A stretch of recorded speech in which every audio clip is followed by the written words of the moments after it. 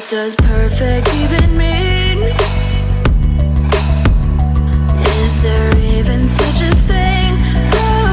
Ooh, can we switch up all the rules and imagine a utopia? Darling, I'm just so fed up with these expectations. They keep weighing me down. My heart is begging me to get the hell out of my head. I'm gonna live inside the upside down for a minute and pretend, honey, I'm a perfect 10. Whoa, whoa, honey, I'm a perfect 10. Whoa, whoa, and if I say it enough, it gets ingrained in my head, and I start to see, honey, I'm a perfect 10. Honey, I'm a perfect 10. Whoa, honey, I'm a perfect 10. Honey, I'm a, yeah. Oh, yeah, I've discussed it with myself, and I'm disgusted with the way we're told to have a certain face. I stood and wait because we aren't pixels on a screen. No, we're human, we breathe. Every single thing we see curated, it's overrated. These expectations, they keep weighing me down.